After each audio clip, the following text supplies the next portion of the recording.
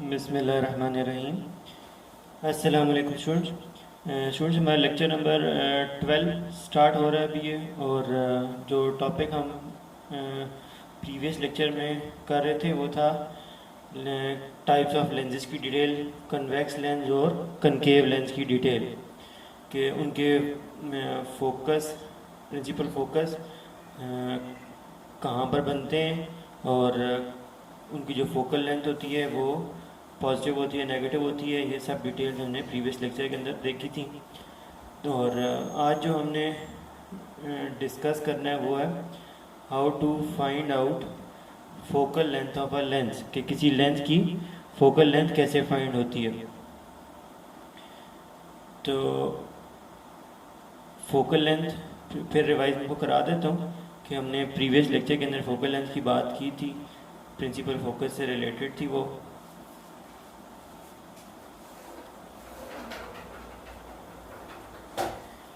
Principal focus वो point होता है जहाँ पर आपके पास लाइट रेज मीट करती हैं।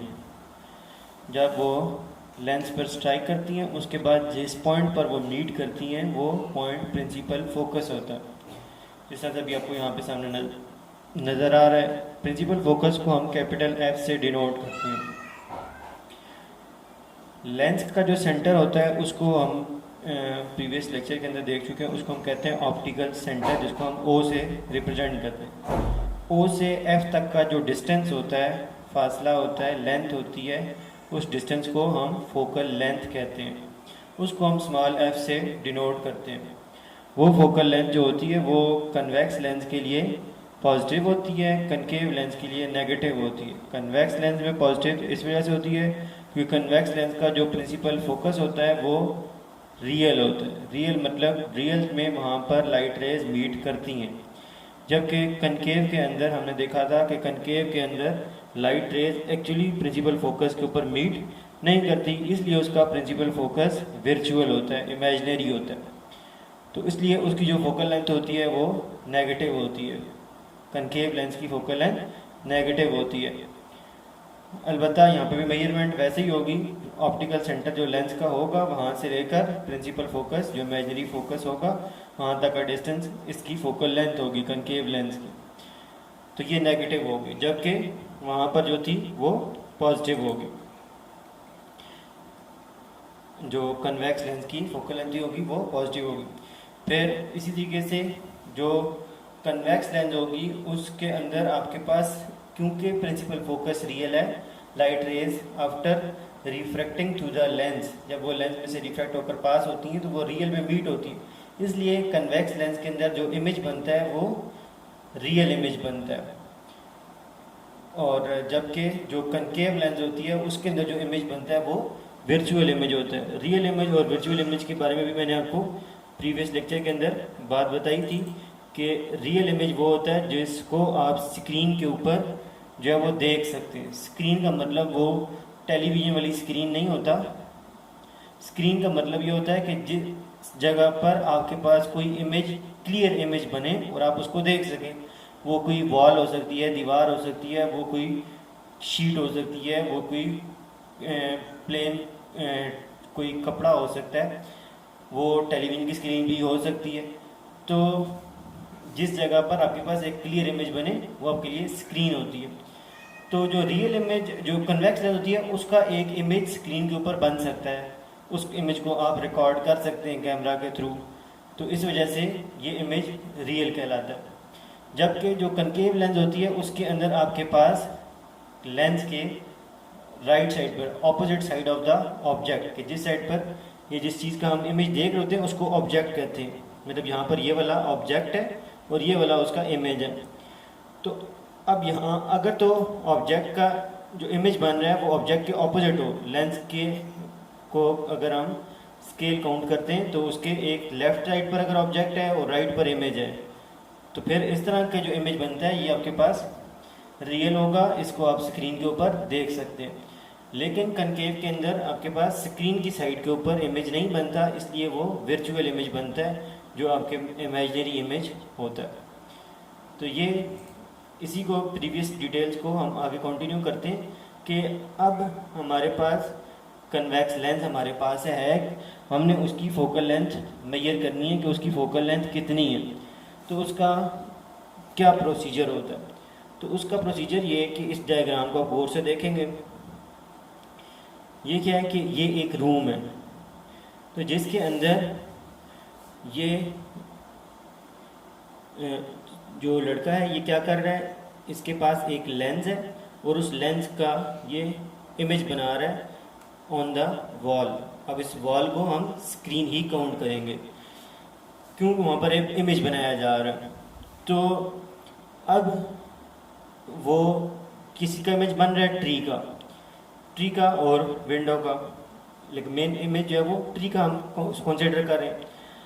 तो अब होगा क्या कि लेंस के अंदर से लाइट रेज पास होंगी, किसकी?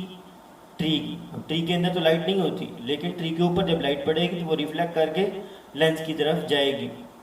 वो लाइट रेज जब लेंस में से पास होंगी तो आफ्टर रिफ्रैक्शन उनके अंदर से जब वो पास हो जाएंगी लेंस में से, तो रिफ्रैक्शन के बाद वहाँ पर एक दीवार पर वो इमेज क्रिएट होगा उस ऑब्जेक्ट का, ट्री का। अब क्या होगा कि ये लेंस, ये लड़का इसको मूव करेगा लेंस को इन द रूम, मतलब विंडो से ये मूव होना शुरू हुआ है, ये आगे की तरफ वॉल की तरफ ये लड़का अपने इसको लेंस को मूव करता जाएगा और इमेज को गौर से अपनी आंखों से देखता रहेगा। तो होगा क्या कि जब ये बिल्कुल यहाँ से मूव होना स्टार्ट होगा, स्टार्ट में यहाँ पर एक ब्लरेड इमेज, धुंधला सा इमेज जो वो दिखाई देगा उसको वॉल के ऊपर। जब ये आगे की तरफ मूव करता जाएगा वो इमेज क्लियर होना लग जाएगा, वो इमेज जो है वो ज़्यादा शार्प होने लग जाएगा, उसको इजीली उसकी डिटेल दिखाई देने लग जाएंगी, वो उसको इमेज सही से नज़र आने लग जाएगा। वो आगे की तरफ मूव करता रहेगा, एक स्टेज ऐसी आएगी कि वहाँ पर उसका जो इमेज बनेगा वो मैक्सिमम ब्राइट हो जाएगा, मैक्सिमम जो है वो क्लियर हो जाएगा, मैक्सिमम रेजोल्यूशन के साथ उसको नज़र आ रहा होगा, फुल डिटेल के साथ उसको बिल्कुल क्लियर इमेज नज़र आएगा। अब वो ब्लरेड नहीं होगा। अब वैसे उसी डिस्टेंस से अगर थोड़ा सा भी वो आगे की तरफ मूव करता है तो अगेन जो है वो इमेज क्या होने लग जाएगा, ब्लरेड होने लग जाएगा। और फिर उसके बाद आगे जितना आगे जाता रहेगा वो इमेज ब्लरेड ही होता रहेगा।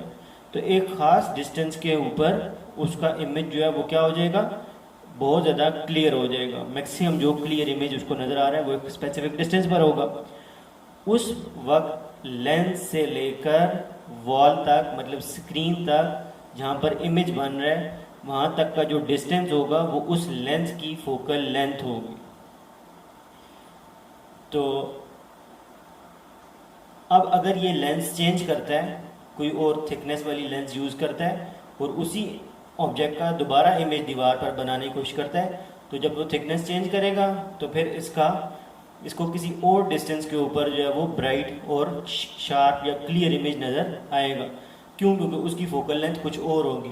तो ये एक सिंपल सा तरीका है कि अगर आपने किसी लेंस की फोकल लेंथ मेजर करनी है तो आप उसका एक किसी भी ऑब्जेक्ट का उस लेंस के थ्रू एक क्लियर इमेज देखें, जिस डिस्टेंस के ऊपर आपको क्लियर इमेज नज़र आ जाए तो वहाँ से उस डिस्टेंस को नोट करें from the lens to the screen. Screen का मतलब जहाँ पर आप इमेज बना रहे हैं।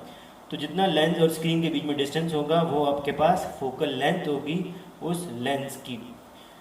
तो होप सो ये आपको क्लियर होगा कि फोकल लेंथ किस तरीके से मेजर होती है। अब नेक्स्ट हमारे पास टास्क है, वो ये है कि लेंस के अंदर से जब लाइट रेज पास होती हैं तो इमेज बनता किस तरीके से जो है वो उसके अंदर से जब लाइट रेज पास हो रही हैं तो ये ट्री जो है वो दीवार के ऊपर बनने लग जाता है।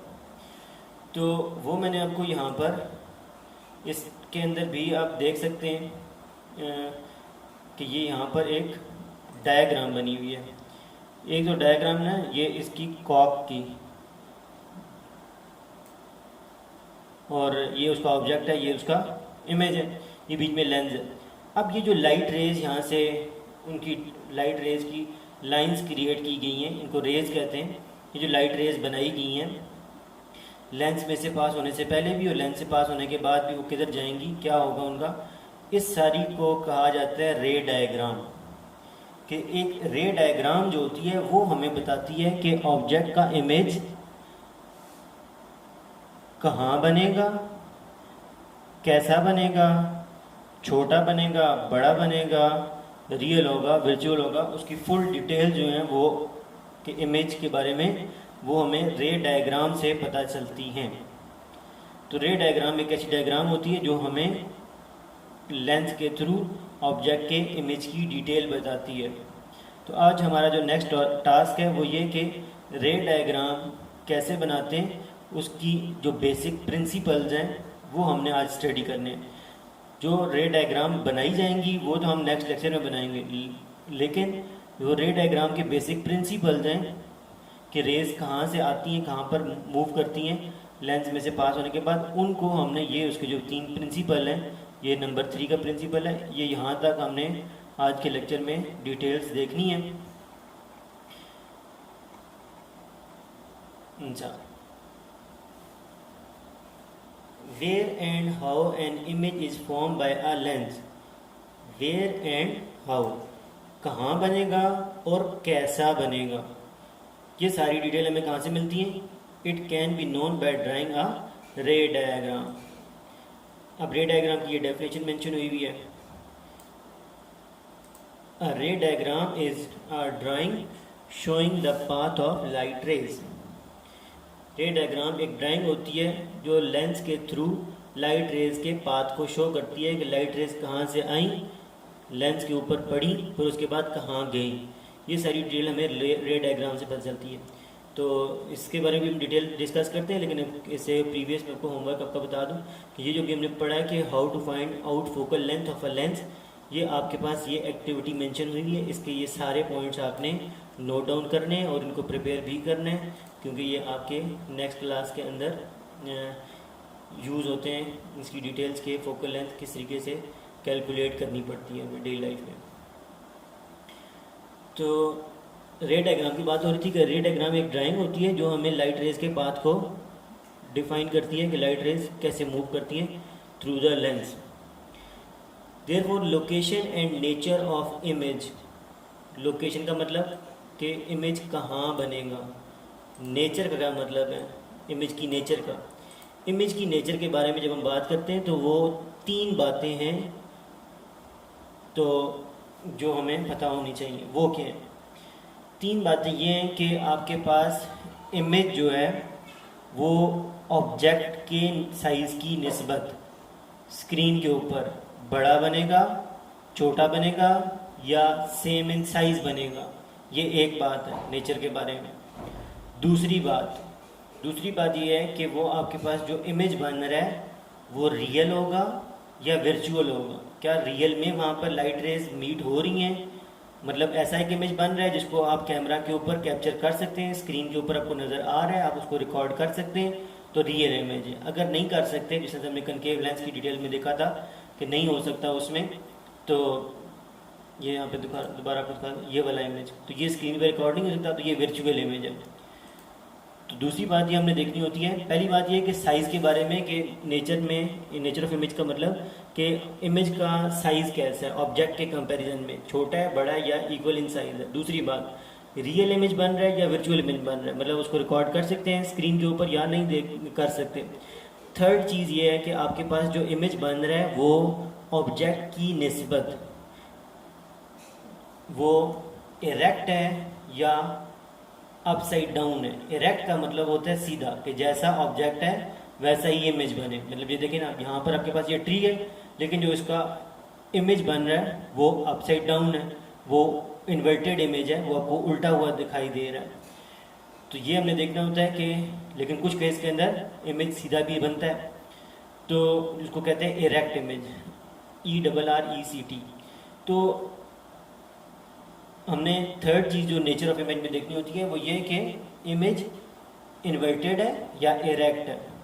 तो 4 बातें हमें इमेज की बहुत अच्छे तरीके से पता होनी चाहिए। सबसे पहली बात उसकी लोकेशन, कि वो इमेज बनेगा कहाँ पर। दूसरी बात नेचर का दूसरी बात थी आपके पास इमेज के साइज़ के बारे में।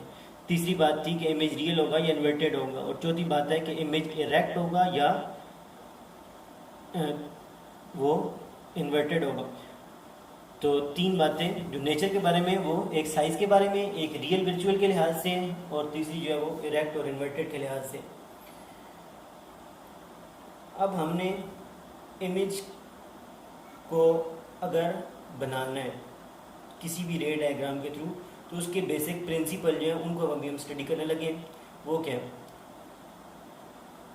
पहला प्रिंसिपल ये है कि वो रे जो प्रिंसिपल एक्सेस, जिसको हम ऑप्टिकल एक्सेस भी कहते हैं, ये जो ब्लैक वाली लाइन आपको मिडल से नज़र आ रही है पास होती हुई, इसके जो भी line light ray parallel move करती है, वो जब भी लेंस को स्ट्राइक करेगी तो स्ट्राइक करने के बाद वो कहाँ से पास होगी? प्रिंसिपल फोकस से। तो लेट मी मैं इसको क्लियर कर दूं साइज के लिहाज से।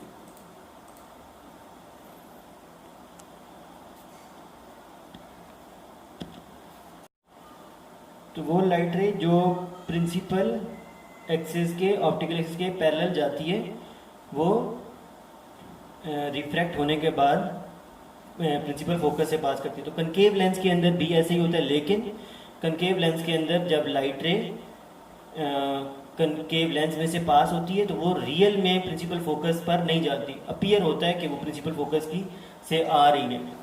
तो इस मतलब जो हमने पहले उसकी डिटेल देखी है कि प्रिंसिपल फोकस कनकेव लेंस का इसी वजह से वर्चुअल होता है कि उसमें रिफ्रैक्शन का फिनोमेना इस टाइप का होता है कि लाइट रेज प्रिंसिपल फोकस की तरफ आ नहीं सकती, वो प्रिंसिपल फोकस से अवे जा रही होती हैं। तो इसलिए ये इसके अंदर रे डायग्राम का बिहेवियर और होगा, इसमें रे डायग्राम का बिहेवियर और होगा, लेकिन बात आपके माइंड में होनी चाहिए कि वो लाइट रे जो पैरेलल टू प्रिंसिपल एक्सिस आती है, वो लेंस पे स्ट्राइक होने के बाद वो फोकस पर जाती है। अगर कनकेव लेंस है तो अपीयर होगा कि वो फोकस से आ रही है। अब यहाँ पर एक मेन जो पॉइंट है जो मैं आपको क्लियर करूँ, वो ये कि जो प्रिंसिपल फोकस होता है वो लेंस के दोनों साइड पर होता है। क्यों? क्योंकि प्रिंसिपल फोकस एक पॉइंट है। पॉइंट मतलब ऑप्टिकल सेंटर से एक डिस्टेंस के ऊपर एक प्रिंसिपल एक्सिस पर पॉइंट है। तो वो इस साइड राइट साइड पे भी बन सकता है वो पॉइंट, वो इधर लेफ्ट साइड पे भी बन सकता है। वो डिपेंड करता है कि आपके पास ऑब्जेक्ट जो है वो यहाँ पर आपने रखा हुआ है, लेंस के लेफ्ट पे रखा हुआ है या लेंस के राइट पे रखा हुआ है। तो उस लिहाज से आपके पास प्रिंसिपल फोकस यहाँ पर भी बनेगा, राइट पर भी बनेगा, लेफ्ट पर भी बनेगा। मतलब अगर यहाँ पर प्रिंसिपल फोकस 2 सेंटीमीटर पर है तो यहाँ पर भी लेफ्ट साइड पर भी 2 सेंटीमीटर पर आप उसको एफ डिनोट करेंगे। बल्कि इसके अलावा भी वो चीज़ क्या कि अगर यहाँ पर 2 सेंटीमीटर पर आपके पास एफ, आपने कैपिटल एफ डिनोट किया है, तो आगे जाकर आपको 4 सेंटीमीटर के ऊपर 2f भी इंडिकेट करना होगा। 2f का मतलब कि double distance of the focal length, कि ये f का पॉइंट होगा तो इसके बाद वो 2f का पॉइंट आएगा। इसी तरीके से इधर भी अगर यहाँ पर जितने डिस्टेंस पर f है तो उससे डबल डिस्टेंस पर यहाँ पर आपको 2f इंडिकेट करना होता है। तो लेकिन एटलीस्ट अभी ये बात माइंड में रखें कि आपके पास प्रिंसिपल फोकस दोनों तरफ बनते हैं। तो जो आपने पॉइंट पहला ये इसमें रे डायग्राम में सीखा वो ये कि वो लाइट रे जो प्रिंसिपल एक्सिस की तरफ, प्रिंसिपल एक्सिस के पैरेलल आती है, लेंस के ऊपर स्ट्राइक करती है, आफ्टर रिफ्लेक्शन वो प्रिंसिपल फोकस से गुजर जाती है। और अगर कनकेव लेंस है तो अपीयर होगा कि वो प्रिंसिपल फोकस से आ रही है। अब जो इसका दूसरा पॉइंट है वो इस पहले पॉइंट के एग्जैक्टली ऑपोजिट है कि इसमें क्या था कि वो लाइट रे जो पहले टू प्रिंसिपल एक्सिस आती है वो फोकस पर जाएगी। अब जो नेक्स्ट पॉइंट है उसमें ये है कि अगर लाइट प्रिंसिपल फोकस से आ रही है तो वो जब लेंस को स्ट्राइक करेगी तो वो खुद ब खुद पैरेलल हो जाएगी। मतलब पीछे ये था कि अगर पैरेलल है तो फोकस पर जाएगी, फोकस से गुजरेगी, फोकस से पास होगी। अब इस पॉइंट में ये है कि अगर फोकस से आ रही है, फोकस से गुजर कर लाइट रे आ रही है और स्ट्राइक करती है लेंस को, तो ऑटोमेटिकली स्ट्राइक करने के बाद, रिफ्रैक्ट होने के बाद, रिफ्लेक्शन के बाद वो खुद ब खुद प्रिंसिपल एक्सिस के पैरेलल मूव करने लग जाएगी। तो इसी तरीके से कनकेव लेंस के अंदर भी ये फिनोमेना होता है।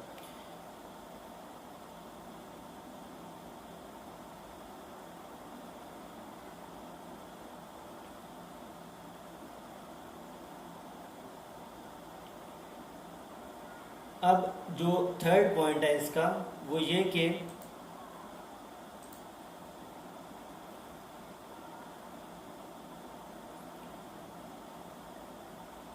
बल्कि कनकेव लेंस के अंदर यहाँ पे ये मिस्टेक हुई हुई है कि ये रे जो उसमें से लेंस के थ्रू जब पास होगी तो उसके बाद वो क्या हो जाएगी, पैरेलल हो जाएगी। ये इसके बाद जो है वो उसने पैरेलल हो जाना है।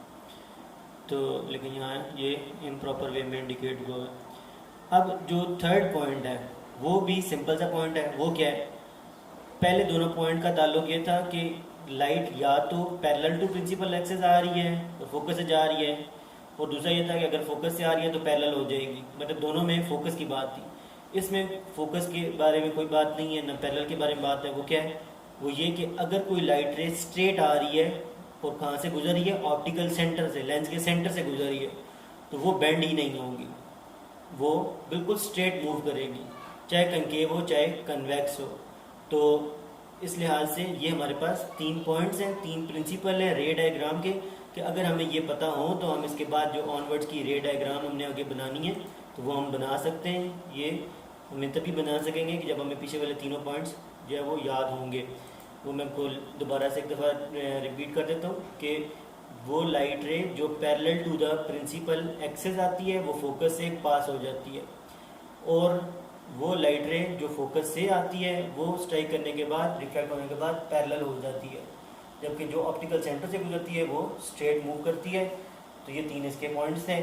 नेक्स्ट लेक्चर में हम जो है वो रे डायग्राम को डिटेल से डिस्कस करेंगे। अभी के लिए वस्सलाम। और आपने होमवर्क के अंदर ये रे डायग्राम के जो 3 प्रिंसिपल हैं ये भी मेंशन करने हैं, रे डायग्राम की जो डेफिनेशन है ये भी आपने मेंशन करनी है विद द डायग्राम। अल्लाह हाफिज़।